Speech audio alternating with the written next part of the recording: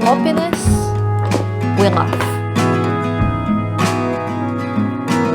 Happy spring, my friends. Hi everyone, welcome to today's video. So a couple of months ago I made winter TBR and I really enjoyed doing it. I feel like monthly TBRs don't really work for me, but seasonal TBRs sound like a great idea and I had a lot of fun putting that one together. So now it is time to actually make a spring TBR. Also later I'm going to be updating my reading journal, but for now let's go over all of the books that I'm planning on reading this spring. You will see that an overarching theme for this TBR is very much going through my physical TBR. Pretty much all of the books on my list are books that I pulled from my shelves. This year I'm really trying to narrow down my physical TBR because I just had too many unread books on my shelves. And also for my winter TBR I picked 15 books, which I felt like was a bit too much. It was a bit too ambitious because I am a mood reader and I will definitely sneak some other reads. I'm not only going to be reading these books in the next 3 months. So I've decided that for spring TBR I'm only going to stick to 9 books. I feel like it is a much more reasonable amount for me, and also a couple of these are pretty thick, intimidating books, so I feel like 9 just makes sense. The first book on my list is a fantasy classic and it's definitely a book that intimidates me a little bit,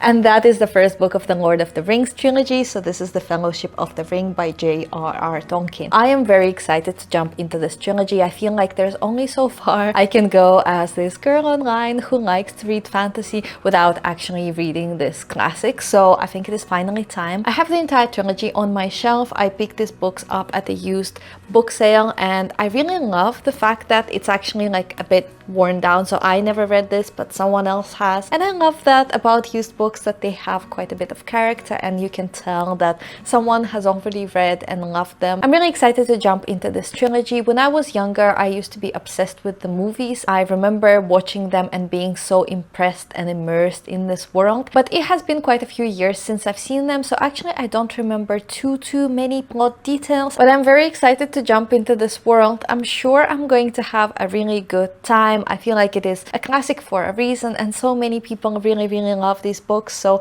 I really hope I do as well. When I'm in a big fantasy mood in the next couple of months, I'm definitely going to be picking this book up. Next book on my list is Acceptance by Jeff Vandermeer. This is book 3 of the Southern Reach trilogy, and every time I want to say that this is the final book, but it's not, because book 4 came out a couple of years ago. I was only recently made aware that this book exists. I always thought it was a trilogy, but turns out it is a 4-book series. So this is a horror trilogy. See, I said it again. So this is a horror book series about an Area X. This is a place where a lot of very weird things happened, a place that kind of just appeared out of nowhere and people try to figure out what is going on. A lot of people disappear within that area. There is a lot of horrors and very scary, spooky stuff that's going on within that place. The first book of this series, Annihilation, follows one of the members of the 12th expedition that travels to Area X in order to figure out what's happening there, and this book is atmospheric and it's so horror-y. A lot of really scary things happen, but I really loved the tone of the first book. I personally really didn't like book 2 of this series. I think I gave it 2 stars. For me it felt really boring. In book 2 you are following someone who is in the headquarters of the Southern Reach, which is an organization that essentially looks over Area X and kind of investigates what's happening there, and you are basically following this person as he goes to his 9 to 5 every day, and it just gets very repetitive and boring. But my hopes for the third one are really high. Apparently a lot of the things are going to be answered in this book, which I'm looking forward to, because especially the first one is very ambiguous and you don't actually get any answers of what is going on. So I'm very excited to continue the series and see where the story is going to go. Also, I am a big fan of these editions. These are paperbacks, but I think the cover design is just so cool. I also love the colors of it, and then once you open it, it's also really cool inside. In the spring, I'm also planning on reading Ready Player One by Ernest Cline. I feel like it is a very popular sci-fi. It is set in the future where Earth is kind of really in a very bad state, and a lot of the people love to escape to this virtual reality video game that's called Oasis. And the founder of this video game has hidden a treasure, some kind of a prize within the video game, so you have to find clues and try to solve all of those puzzles. So the protagonist of this book is determined to find all of those clues and get the main prize. However, of course, he's not the only one, and he has a lot of competition, and there are people that he works with and works against, and it is apparently a pretty fast-paced, action-packed sci-fi. I actually watched the movie adaptation of this, but it was whenever the movie came out, so that was quite a few years ago. So again, I don't actually remember too many plot details, which is good because I really want to read this book. So I hope I like it. It sounds like a really fast-paced read that I might really enjoy. The next book I am really excited to read, and that is The Hitchcock Hotel by Stephanie Robel.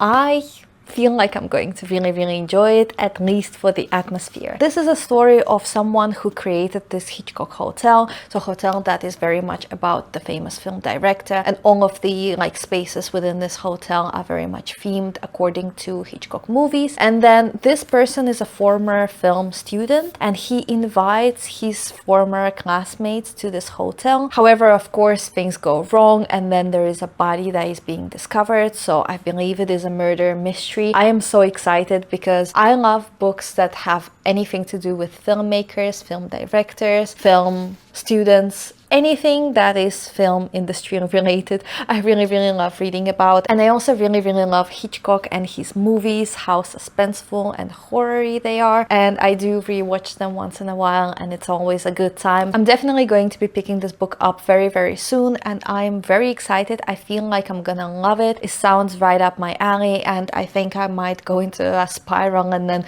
watch a bunch of Hitchcock movies after I finish it. Maybe. Let's see, but my hopes are high for this one. Next is a book that I actually don't have a physical copy of, but I do already have it on my Kindle, and that is Two Twisted Crowns by Rachel Gillick. This is the second book of the Shepherd King duology. I read One Dark Window a couple of months ago. I think it was in January. It was just in my January and February reading wrap up. I really enjoyed book one. I felt like it was such an atmospheric gothic read. It was so enjoyable to read. It might not be the most amazing fantasy ever, but it was very entertaining to me personally, and I had a great time reading it. I also really love the magic system of this world. It is based on these Providence cards, and anyone can use those cards in order to acquire magic that every card holds, but there is also a disease that infects kids, and those who do get infected, they can also have other sorts of magic. And something that I absolutely loved is that all of this magic had consequences, so the more magic you use, the more it's going to negatively impact you. And I love the concept, and I love this world. I'm very curious to see where book two is going to go. I actually didn't expect the ending of book one. It took a turn that I didn't see coming, so I'm interested to see where the story is going from there. So this is definitely one of the books that I would love to pick up this spring. The next book on my list is The Emperor's Soul by Brandon Sanderson. This is a novella that is set in Cosmere. To be honest, I don't know anything about the plot of this book, but I prefer it that way because it is such a short book. I think it's under 200 pages, so I prefer to just not know anything about the plot or the magic system. The only thing that I know is that this is technically a continuation from Elantris. I actually have not read Elantris, but from the research that I've done, it seems like all of the connections to Elantris are pretty surface level. Like, you don't actually have to read Elantris in order to read Emperor's Soul. So I've decided that I'm gonna give this book a go and then read Elantris at a later time. But if you have read both of them and you think I should hold on and read Elantris first, please let me know. Next, I would love to read The Life Impossible by Matt Haig. I've had this book on my radar for quite some time now. This is a book about someone who, I think she inherits a house from her friend who passes away, and then that house is in Ibiza, so she travels to the Mediterranean and then starts basically a new life, but also discovers things about her friend's death while she's at that house. I believe that is the plot of the book. I might be slightly wrong. I've been really intrigued by the story. It sounds like a very feel-good type of book, and I feel like I might really enjoy it. Previously, I read The Humans by Matt Haig, and I absolutely loved it. It is such a feel-good sci-fi that starts very silly, very lighthearted, but then as it progresses, it goes into deeper topics, and it was just such a fun fun read. It's definitely one of my favorite sci-fis that I've read. So I'm really excited. I feel like The Life Impossible is going to be such a great read. The last two books on my list are actually the ones that probably intimidate me the most. The first one is The Girl with the Dragon Tattoo by Stieg Larsson. This is such an extremely popular thriller. Actually, here on the back it says that's 21 million Stieg Larsson novels sold worldwide. I know that this is a series, so it probably counts the other books of the series, but still, that's a crazy number of sales. And obviously this book is popular for a reason. I'm very excited to see if I like it. It intimidates me a bit because it is so thick. Let's see, it's 800 pages. I don't think I've ever read a thriller or murder mystery that is this long, so we'll see. But to be honest, the font is pretty big, so hopefully it's very fast paced. Again, this is one of those books that I actually don't know the plot of this at all. I have no idea what this book is about. I feel like spring is a really good time to start reading some thrillers and murder mysteries. I don't know why, but in winter I cannot read anything but pretty much fantasy. But as the weather gets warmer, I feel like I'm getting more and more into like a thriller, murder, mystery type of mood, and I feel like it is going to be a great book to binge. This is another book that I picked up at a used book sale, and I love the fact that someone already broke into the spine, so I don't need to do that work. It's already been done for me, so I'm excited. I hope I enjoy this book. And last on my list is actually the book that intimidates me the most because it is A Brick Under the Dome by Stephen King. This edition, okay, the floppiness we love.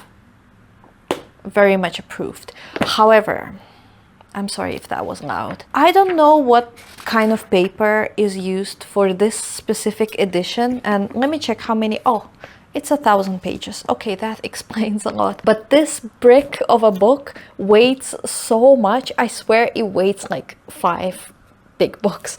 I don't know. It's really heavy. So probably not something that I'm going to be reading in bed because I can't imagine holding this as I try to, no. But I'm excited. I actually, how many times am I going to say this? But I don't know too much about the plot of this book either. As you can see, these are quite a few books that I kind of picked up on a used library sale on a whim, and I didn't know too much about the plot, but I'm still excited to read them. But yeah, the only thing that I know is that there is this town and there is a dome over it. I know that there is a TV series that is based on this book. I remember seeing the trailer for the series, so that's why I know something that's happening. But yeah, that's pretty much, I mean, it's the title, Under the Dome. I don't know too much else of why, what is this dome? Is it man-made? Is it supernatural? It just appeared one day.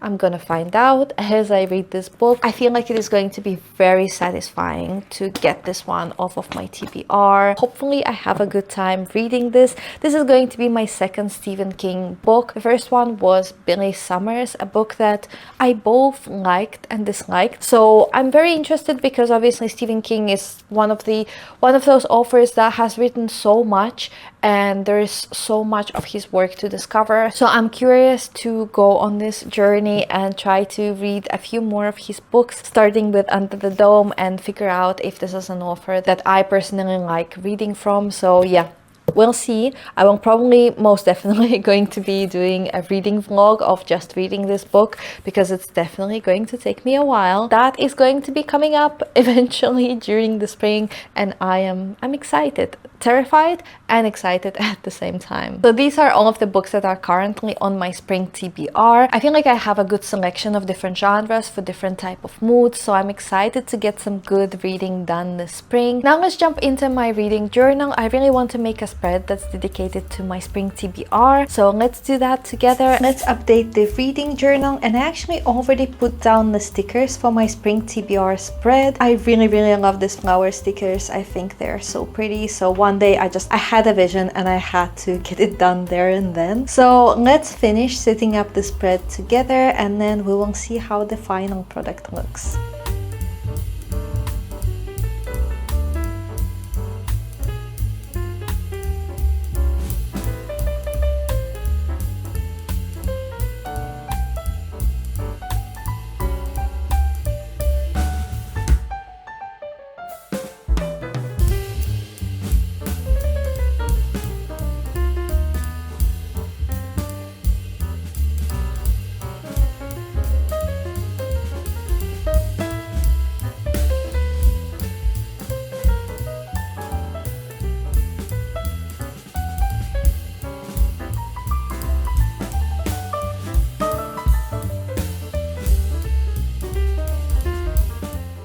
Okay, so I finished my spring TBR spread and I feel like this is my favorite one so far. It's just so colorful and I really love the stickers and how they look with the book covers, so I'm very happy with this. As you can see, I just decided to stick some book covers here, and then I wrote down some of my thoughts of like expectations or thoughts that I have on these books before I read them. So now let's go back to, by the way, I don't think I showed you, but I did a whole spread of Blood Over Bright Haven because I love that book. I printed out some of the fan art that I found on Pinterest. Let's go over my winter TBR and talk about the books that I've read, the books that I haven't. From the fantasy section, I read Apprentice to the Villain, Blood Over Bright Haven, One Dark Window, The Cruel Prince. As to other genres, Beartown I didn't read during winter. However, I am currently reading this book now and I'm sure I'm going to be finishing it in a few days time. Malibu Rising I have read,